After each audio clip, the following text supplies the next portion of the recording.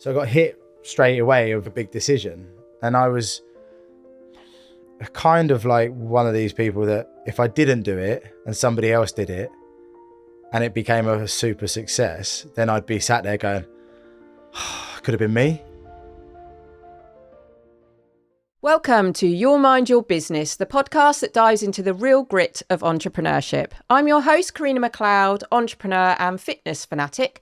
And we have a special guest today, Simon Cox from F45 Southend-on-Sea. Welcome, Simon. Thank you. Excited to have you here today. And what I always love doing at the start of a podcast is allowing our guests to introduce themselves to the audience. So it'd be fantastic. Before I'm going to hit rewind, if you can tell our audience a bit about who you are, where you're at, and then we are going to go right to the start of your entrepreneurial journey. Yeah, cool. Carina, thanks for having me. I really appreciate it. So I'm Simon, former international and professional football player of about 17 years, now franchisee owner of F45 in Southend, and a man who is trying to make his way in the world of business. I love that. I love the fact that that's a complete change, right? From having a football career and then all of a sudden moving over and having a franchise and basically having to run your own business. That's a complete change. So let's go back to that start, right? You've had your football career. I guess there's a point where it's like you retire from football. And then it's a question of what do you do next? Yeah, so if we just jump back a little bit further than that, as like leading up to retirement, the idea was for me to go into football coaching. So I did all my football badges, B license, then into A license, whilst I was still playing, because I always felt that was the natural progression for me. I'd been in football 17 years and I wanted to continue that journey on. I wanted to help young players progress, make and have the career that I had, or better it. And so that was the start of the journey. Then it got to a point where I ended my career out in Australia, which was an incredible way to end, really. Loved it.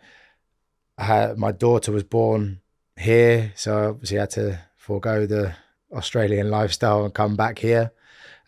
Which was fine, but that coincided with COVID. So that kind of stopped everything that I needed to happen. So I needed to find another club. I needed to find somewhere to allow me to come and do coaching. But because everybody was in their bubbles, nobody was allowing outside people in. So it became very, very difficult. And I spent then nearly a year sitting, trying to find different things to do, scouring the internet, LinkedIn, Indeed, everywhere for jobs. But because I was a ex-professional footballer who, did okay at school, but spent the last 17 years kicking a bag of air around. When you've got people who go into careers from, school, college, university, who are a lot further ahead than I am, I'm not at the forefront of their mind. So it became very, very difficult. And then that's where, I kind of wanted to get into the fitness world and go down a different route of coaching. So you go into the coaching. What was that point where you then thought, right, I can actually run a business? Because they're very different things. I still don't think I'm there yet. Well, the thing is that when I was in Australia, because F45 is an Australian brand, born and bred there, and while I was there, I saw it everywhere and loved it, loved the look of it, loved the atmosphere, the community vibe of it. And then when I retired and I was like sort of umming and ahhing about what to do, and I wanted something that was going to be very community focused, very much a case of, from the background in football in the dressing room and helping each other achieve things. Not one person wins games of football, not one person wins leagues and titles. It's the complete team that does it, manager all the way down to, the staff and every player, even into like the players who don't play, the support players. So I wanted to kind of bring that of what I've known for such a long time into the business world, right? And having that, you know, being able to have 100, 200 people supporting each other, high-fiving each other, having like an absolute incredible workout, and then at the end of it going, "Oh, that was awesome, see you again tomorrow," like, which is what we used to do at football all the time. That meant a lot to me, and that's why I wanted to bring that to Southend, and be that, wanted to be my kind of mantra of bringing sort of social community and sort of hard work ethic to the sort of gym floor, I guess. And you definitely brought that. So one thing I didn't share with the audience is that I am a member of F45 Southend-on-Sea. And I have seen that, right? You have created that community, that feeling of belonging where everybody does high five each other, everybody supports each other. So that's fantastic that you've achieved that, right? But I'm guessing there are many hurdles that you're confronted by and challenges that I guess from the very start, but also challenges that you continue to be confronted by. Is there anything that's kind of stands out to you that you never foresaw at the start when you had the idea, right, I'm going to create a franchise, I'm going to get a business, and then you were like, yeah, I'm going to roll with it, and then all of a sudden, bang, something hits you? Well, I think I got hit straight away. Like, I was meant to go in with somebody who I played football with, that we were going to go in basically 50-50. He was still playing, still is playing now.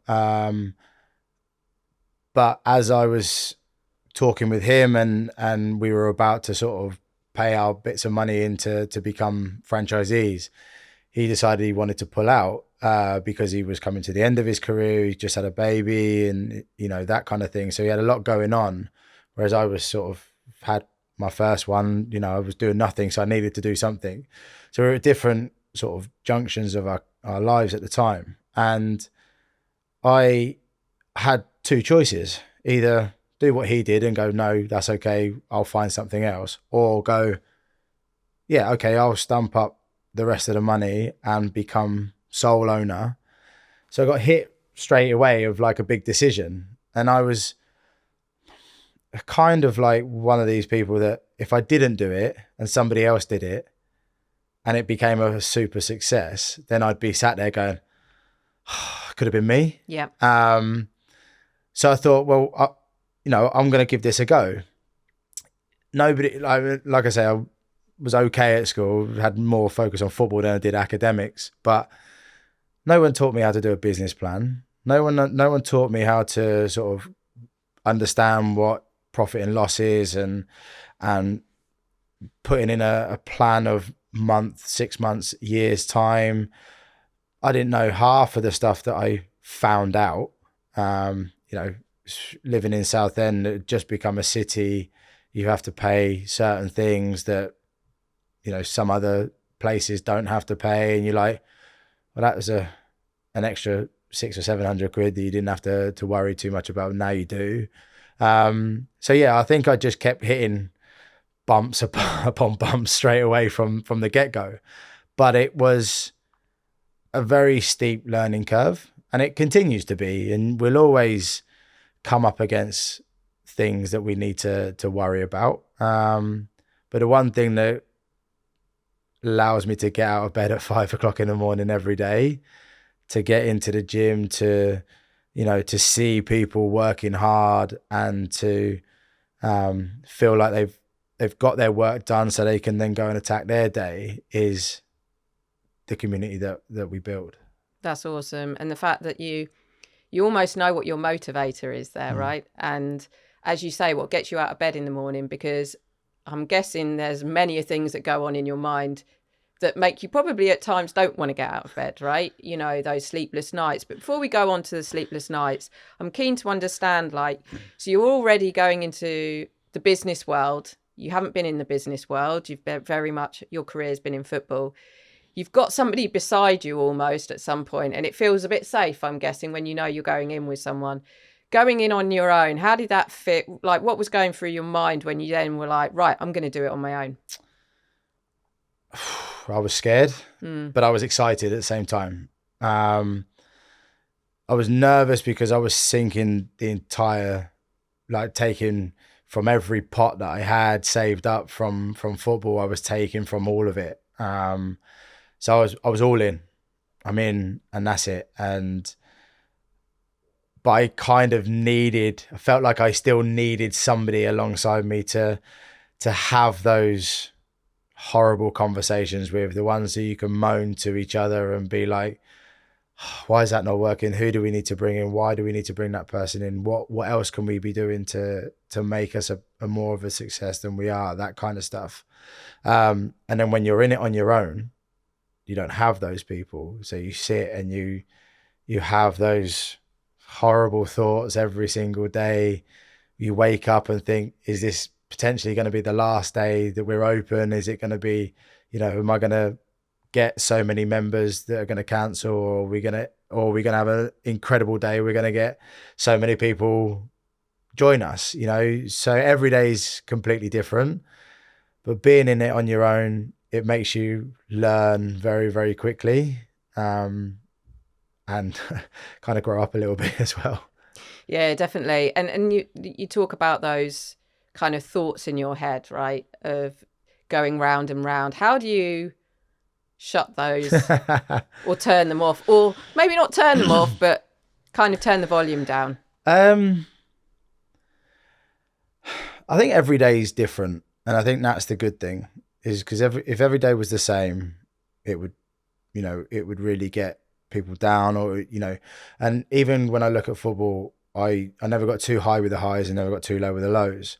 I found that a lot harder in business, because in football I was being paid to do a job. This is my life now, and it's completely different. So this is my business, and if this doesn't succeed, it's my fault. Whereas if I didn't score a goal, okay, yeah, that was my fault, but it was a collective thing that we didn't win the game for one reason or another. So for right now, it's very, very hard to turn those negative thoughts off. And even if you have positive thoughts for 90% of the day and 10% all of a sudden become negative, they're the things I only think about. So I have to try and switch them off somehow. And I've got 2 small kids, so try and look at those a little bit. And when I spend time with those and take my son swimming and things like that, that really sort of keeps me present, which is nice.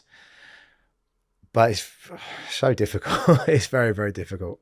I can imagine, right? Because you've come from, as you say, a team sport where you're lifting each other up, right? I'm guessing that some days when you have an off day, you've got someone else that brings you up. You can't do that when you're a business owner, because you are the business owner, right? You're on your own. Yeah, and I've always been the type of person who's like the happy-go-lucky kind of guy. Like every day, I used to walk into trading exactly the same every day. Like so excited, so happy to be there, loved it, really enjoyed exactly what I did, and rightly so. I was being paid to kick a ball of air around, which 90% of people in the world would love to do. So I can't wake up in the morning and be unhappy, surely. Because there's a million other people that would take my place in a heartbeat. So you've got to be accepting of that. But then in business, it's completely different. Like I have to wake up in the morning. I have to be in the gym every morning, not every morning, but majority of mornings I'm in there in the morning. And I have to be the happy-go-lucky kind of person. If I'm having a bad day, can't really have them, unfortunately. And when it was always said to me in football, if I had a bad day, it was so noticeable. Compared to someone who was very sort of vanilla kind of thing, and then had a really good day, you'd be like, what's wrong with you? Why are you having a really good day? Whereas I was having a really good day all the time, and then had a bad day, it was more noticeable. So I guess that's the same here. If I have a bad day, or I feel like I'm not in a great space, you kind of have to switch it on. And you have to try and make that switch because I'm there to provide a service for people who pay and I can't be seen to be the miserable, grumpy gym owner who, you know, is there to do the job, but ultimately is there to provide the service that people are paying for. Well, I like that what you said earlier though about you've got that balance of, or had that balance, I guess, what you said about when you were in your football career, as in you didn't get too high with highs and you didn't get too lows with the lows, which is great. But it's, as you said, it's completely different now. And I guess, as you said, you take things more personally as well. Yeah. I mean, I think because now I've put the money into this, it's my money. If this fails, it's my money gone down the drain. It becomes personal. Mm-hmm. You know, if people join, I'm really excited about them because I want to see their journey. I want to be part of their journey. I want to help them on their journey. I want to see them be a success. And that comes from, you know, taking the leap of faith to join what we do, for us to put in the, you know, the work and the service for them to be successful. And then when people leave, I always look at that as a bit of a slight on myself and the team that we have. And because it's mine, it's like, it's a bit of a kick in the face. And I look at that and go, that's personal to me, and I don't like that. And even if somebody turns around to me and goes, I'm moving to Australia, I'm like, why are you moving to Australia? I don't need you to move. You don't need to move to Australia. What we can do for you here is so much better than what Australia can do for you, kind of thing. So I do take it personally, and I think there's a lot to be said by trying to separate the personal and the business. But I think when it's your own, it's very hard to do, especially when you're on your own as well. I was going to say, because surely when you were in your previous career, there's moments where you could take things personally because you've got more, you're under the spotlight far more, or would have been far more in your football career than you are today. Yeah, but I think it's interesting because as I was coming through football, that's when social media started to come in, mm-hmm. sort of about 2010, maybe earlier, 2009. I don't know. I feel old just hearing you say that. 2009, somewhere around there. I think sort of Twitter came around, or X as today. So, but it was fun back then, you know, like you can use it and say things and you know, use it as a bit of fun. Obviously, as we've progressed through things, you can't say a lot of things. There's loads of stuff out there and people use it as a way of being negative towards other people, especially in the football world. Every fan has a voice now, which, you know, is now targeted at one specific individual. So if I missed a chance now and I was playing today, don't ever look on social media. You wouldn't want to. So it was in those moments in my career, it was a lot easier to be like low or high if you wanted to be. But the problem is it will very quickly slap you in the face in sport. Like you can be really, really good 1 minute and then all of a sudden something happens and you can be really low the next minute. I think in life, you need to try and find that balance. And if you can find that balance, then things seem to be okay. But you've also got to enjoy the highs, mm-hmm. and you've also got to learn from the lows. And if you can't, then I don't really know why we do it.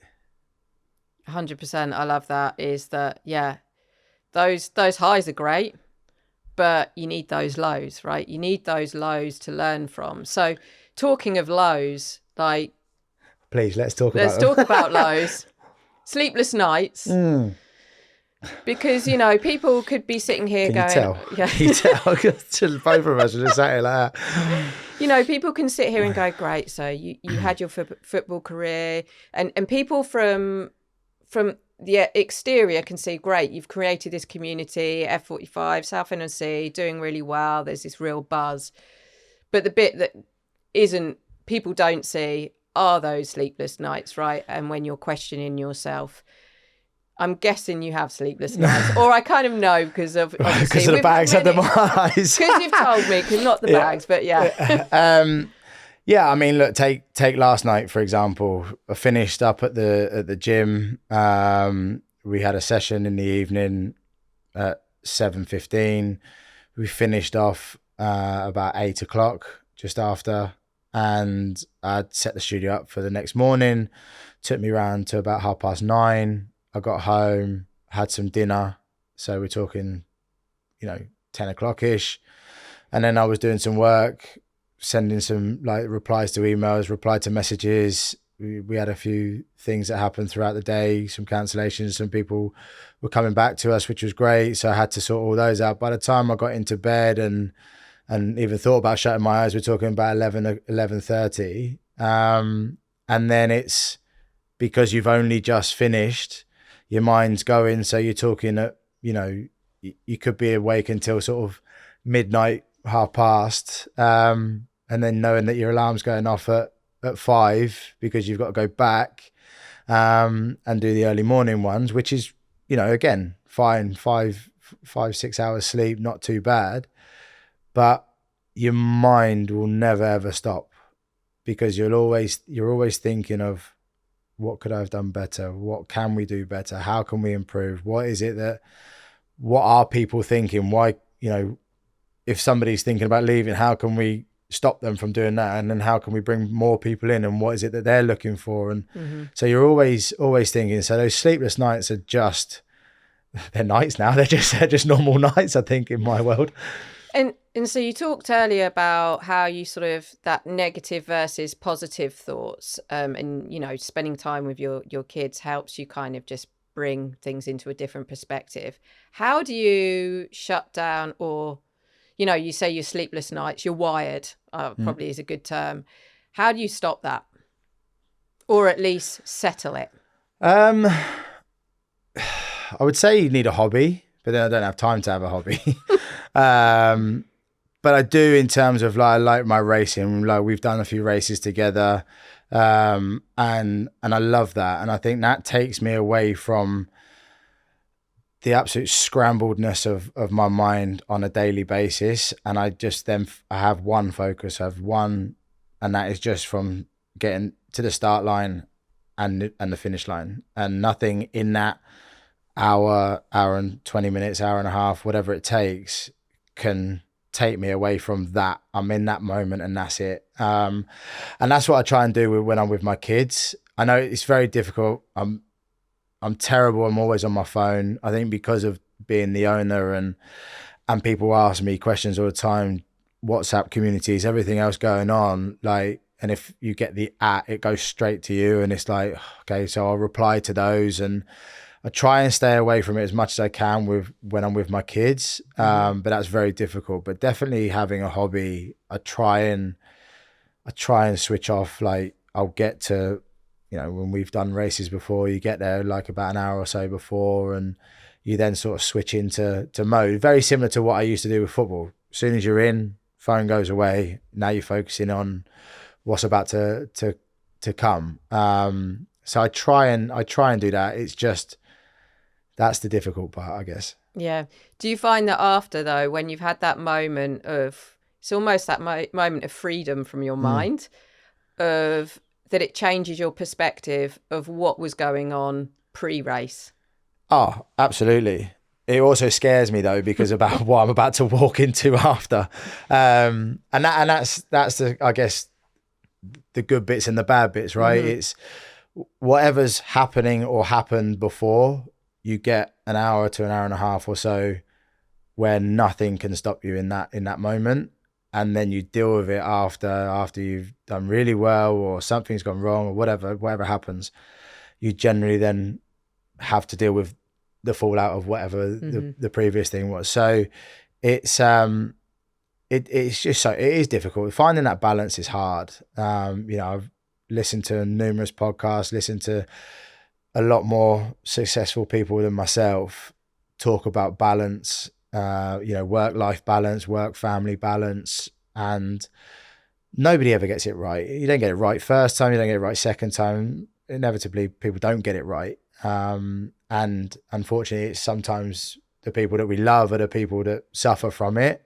And also the people who get the brunt of all the arguments and the negativity. You go back home and you don't shout at people, but you have like a heated discussion about your work. It's got absolutely nothing to do with them, but they're the vent of the frustration, because they're the people that you love and they're the people that want to lend an ear to you. And unfortunately, they take it, and I guess that's why people love you for that. Is that you're open, you're honest with them. And also, because they're not in it, they can give you an honest answer. Yep. And sometimes in business, people don't give you an honest answer. They just tell you what you want to hear. And I think for me, having people who, and I include you in this, if I talk to you, you give me an honest answer. Whether I like it or I don't, you give me an honest answer. And the thing is, I'd rather that, I used to say that with football. I'm big enough and ugly enough to take it on the chin. I might not agree with it, but if it's the correct decision, then I understand it. If you tell me that I'm really, really good and you think I'm rubbish, I'll know you're lying, and we'll find out that you're lying. And that's what I find in business as well, is what I found out in this world so far, is that bit to your face. Some people are a little bit, they'll tell you what you want, but then in the background they'll do other things.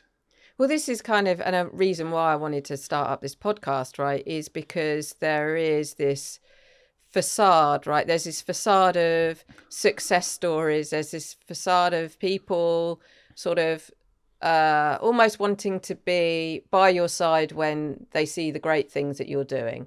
And I guess this is not just in the business world. This will come down to when you were in your football career. But how do you just make sure that you don't get distracted by all of that? Because there is lots out there on social, and I guess there's people out there on social going, look at my gym, look at what I'm doing, or post football career, look at what I'm doing. How do you make sure that you stay on your path and don't get distracted by what's going on around you? I think facade is a great word. I think it's a lot of hot air. And I listened to a previous guest on here, Alex, and he said about turning social media off. I think that's a little bit difficult for me with F45, because we're very much on social media with the way that we are. We obviously promote the success stories that we have and what we do, so that people can see it. Because I think there's a little bit of a stigma attached to F45. It's too difficult. You have to be super fit and healthy to do it. It's generally not the case. It's for absolutely everybody. But in terms of football as well, it's look at the wash bag I've got, look at the cars I've got, look at the house I live in, look at the watches and the clothes and the jewelry and everything else that I've got. What people, I guess, don't realize is that also makes you a target for when things are going badly, is that you end up with like, you've got this X amount of hundreds of thousands of pounds worth of clothes and cars and jewelry and houses and everything else like that, but you're rubbish on the football pitch. You shouldn't be paid this amount of money and all of that. So the facade, as you say, of being on social media or portraying a lifestyle that isn't necessarily the case, then we can all do that. We can all take a fancy photo in front of a, super successful brand with, some jewelry, or, we can all go and try stuff on in Rolex and take a photo and go, oh, look at this new watch I've got, and then walk out the door in a minute and not have it. Later. Yeah. Just run around the corner. I saw it as we walked in. We can all do it, stand in front of a brand new car thinking it's our own, when we walk down and get in a rusty old banger. Do you know what I mean? Like, we can all do it. And there's numerous of it out there. So I guess it's kind of like, what you see on social media isn't necessarily portraying life, and people have got real life problems and all that kind of stuff going on in the background, no matter what their social media looks like. I guarantee it's a little bit of a, people are kind of like using it as a sort of, a screen to distance themselves from what real life looks like. And portray that success with when actually it's very much not. Definitely. And interesting, like you mentioned about like from your football career, and there's something actually that I want to jump into. When you said that, it made me think, right, that's quite a dramatic change of when you are in that football career. Like you say, it's all about the fancy watches, it's all about the latest car or cars. To then all of a sudden be a business owner where all of a sudden you're looking at the profit and loss, because you're not just going to eat. It doesn't matter how much money, you've still got to look at the balance sheet and understand that. Like, that's a huge change.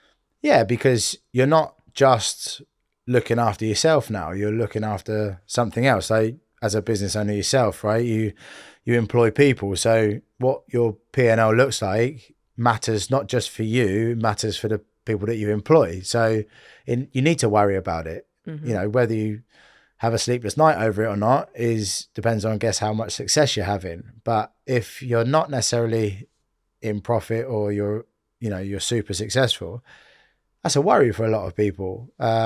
So when you go from being paid as a footballer and not having a business to then having a business, and for 2 years we've been open and not been paid, but you're paying everybody else, it becomes a worry, because you're sat there going, okay, so how do we then make it to the next stage, and how do we get better every single day to make sure that we're not a like overnight success for a year or 2 years and then we're a failure for the rest of the time, and we're not around for the next year. You know, they're the sort of things that I look at and think they're the worries for me and for all the people that we're helping. You know, this isn't about Simon Cox, the footballer, owning a franchise and helping loads of people. This is about Simon Cox, the business owner, setting his stall out in the health and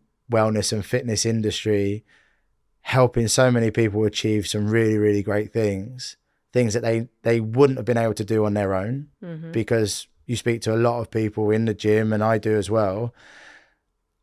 They love what we do because it's the community vibe, the community feel. I hate using vibe. The vibe tends to be a little bit strange. I like a bit of vibe. But the community feel that we create, and the people that push each other on a regular basis. You know, you partner people up with each other who are either of very similar levels, or one might be a little bit more athletic or more stronger than somebody else, and that will only push the person next to them to lift that little bit heavier, to go that little bit further. And that doesn't happen in the traditional places, because you're not, you know, if you're bending down looking down at a dumbbell and you're going, well, I know I can lift a 10 kilo dumbbell, but the person next to me has just picked up a 15. Well, I'm gonna try and pick up a 15, like, because they've done it. So I'm gonna, you know, you're not in competition with anybody else, but you are actually subconsciously in competition with everybody. Yeah. And that's kind of what we create. Whereas in the traditional gym, you'll just pick up that 10 kilo and you not necessarily won't go anywhere, but you'll just be really good at lifting a 10 kilo dumbbell. Yeah. So I think for what we create and how we're helping people, and it's from what I want it to be and the success I want it to be, is a case of we're helping so many people on their journey every single day. And the people that see the true benefit of that are the people that come in on a consistent basis. And that's your fire, isn't it? That's what fuels you. That's why my alarm goes off at 5 a.m. every day, and my body clock is up and at it. You know, I'm not a snoozer on the alarm. I literally jump out of bed, straight in the shower, in the car, and go. And I take, you know, as many of the classes as I possibly can. One, because I think it's important. You know, I don't think if you're a business owner and you're not seen, obviously the higher you go, you're very rarely seen, but definitely for what we do, it's very important that I'm seen. And I do the classes, you know, I get involved with people as well, and I try and partner up with different people every time. Some don't like it that I'm there, in terms of like working out with them means that they can't slack. But, you know, again, that pushes them, which is great. But yeah, I love it. I really do. I generally really enjoy it. The bags under my eyes might tell me differently, but I love it every single day that I go in, and I love seeing people working hard. Oh, that's fantastic. I'm really pleased, right? Because you can kind of get pulled in by those dark moments, right? But the fact that you know where your passion lies and what gets you up in the morning, if you always focus and know that's the reason, it gets you through those tough times, because you've been on a complete different shifting journey from your previous career to this career. But it's not just that. It's not just football to business owner. It's about being in a world where all of a sudden now you're having to check, oh, hang on, I've got to pay these people, got to make sure this is working, and that. It's so different. Like, your whole mindset has to completely change. Yeah, and I was not necessarily prepared for it, but I was definitely willing to learn it. Sometimes you learn it by doing apprenticeships and then sort of building from within. I just went straight in, deep end, you know, and sometimes it's sink or swim. And again, I was okay with that. You know, I was taking that risk, and, you know, high risk, high reward kind of like mindset, really. But I was very much a case of like, if I'm going to learn how to do business, and I'd always, like, my dad started a business when he was younger, and he's gone on to be super successful, and you know, a big driver for me to be similar to that. And I think that you don't do it unless you put in the time, the hours, the effort, you know, the sleepless nights, the lonely nights. You know, he owns a exhibition company. He owned it, he sold it. I very rarely saw him as a kid. You know, he was always on the road. He was doing loads of shows up and down the country, all over the world. And it was only really until I sort of got out of school and stuff like that, then we started to have a bit of a relationship and stuff like that. But I understood why he was doing it. He understood it, so me and my brother and my mum, and we could have our holidays in the summer, and, you know, all of those sort of stuff. Like, you get why parents or any entrepreneurs do what they do, because they want to provide for their families and their loved ones, so they can have a nice life, not necessarily ones you didn't have, but a nice life, like a comfortable life. And it's the reason why I do it. You know, I get up in the morning so that whether it's F45 or anything else, can be a success, so that my kids can have a nice life and a really nice upbringing, and they can go to school and they can go on their holidays, and they can do all of this sort of stuff. And it's always going to be the driver. You know, you said it to me about when we were on our way up here, that money's not the motivator. Generally, you need it, but it's, as long as your family's okay, and as long as, like, they are provided for and they have clothes on their back and heating and, you know, food on the table, what really else matters? Completely. And you mentioned a few times the word success, which I wanted to delve into a little bit, because we've spoken briefly on this, and, you know, I've mentioned to you about previous guests coming on, and we've talked about using the word entrepreneur, and not everyone feels comfortable. Sometimes it's kind of almost a little bit of a dirty word, I guess. It's almost seen as there's arrogance in that, but there's almost, and we briefly touch on it, that success almost links with the word entrepreneur. I'm keen to understand from you what success looks like, because you say your dad had a successful business and the words come up a bit. What does that look like for you? Well, I think I have a very strange look at the word entrepreneur. Like, in my head, it's somebody who builds a company, somebody who starts it from the ground up, has those sleepless nights, all of a sudden does really, really well, potentially sells it, starts up another one and does it, you know, multiple times, yourself being included, right?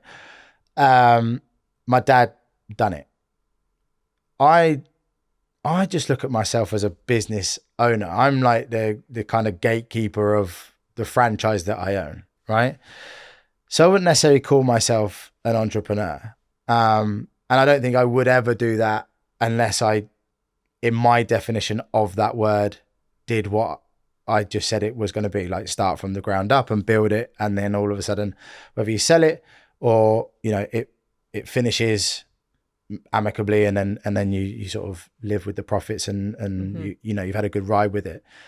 So I think my definition of it is a little bit different to other people. You know, I listened to Alex's podcast with you, and he had side hustles, but still whilst doing his day job, which is great because he had one stable income with his job, but he also had the printing business, which is great, that he was able to put time and effort in on the side, that he made a success, and still, you know, he gets a big kick out of it when he sees people walking down the street, which is great. And I think from my perspective as a what you deem to be an entrepreneur, it's very much a case of how do I make myself into my definition of an entrepreneur.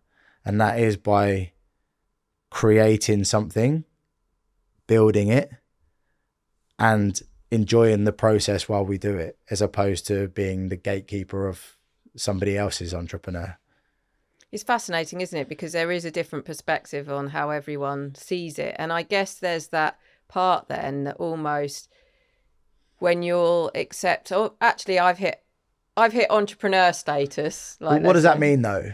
Like, what does that mean? Does that mean, is that a monetary thing? Is that a circle of friends that you must have? Like, how does that work? How would you define yourself as being that entrepreneur? Or is it just everybody's complete definition of it?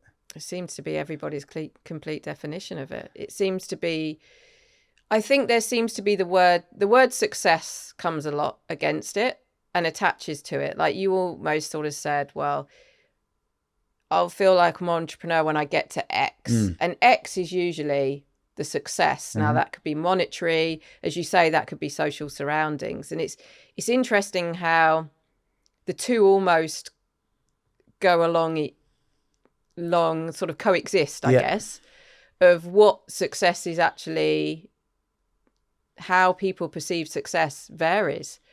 Yeah, I guess, you know, if you're doing really well, you get seen or you get invited to things, and then all of a sudden that becomes part of social circles. But you only get to those if you're doing really well, right? No one becomes an entrepreneur who's, you know, business fails all the time. Like that doesn't work.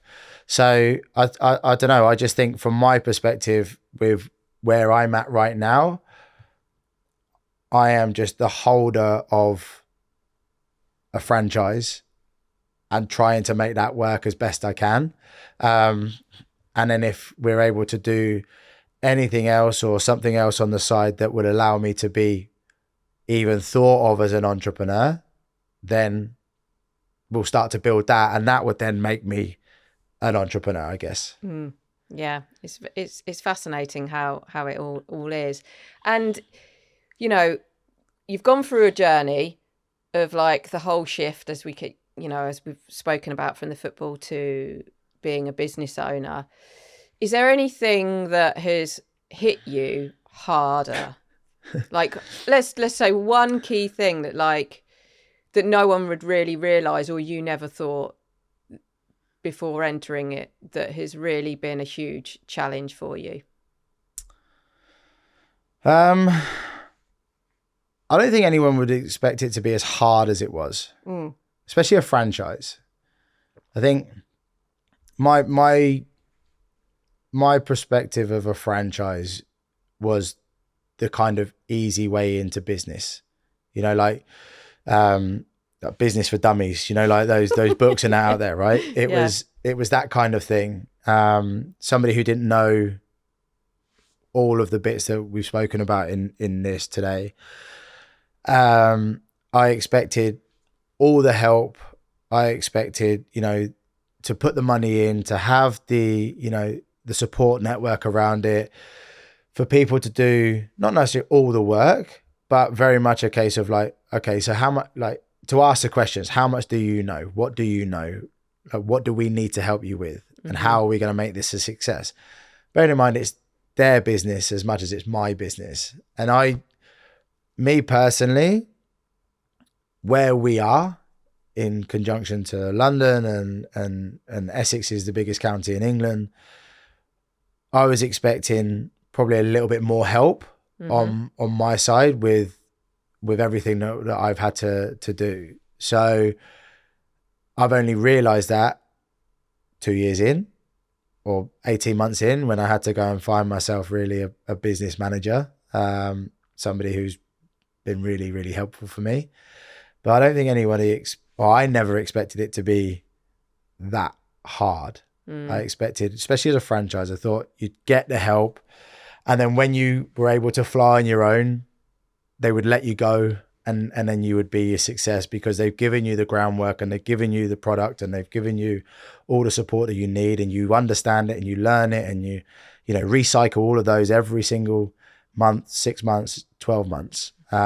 Never really felt like I got that.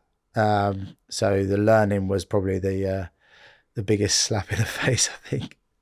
Well, it's a huge steep learning curve that you've been faced with, right?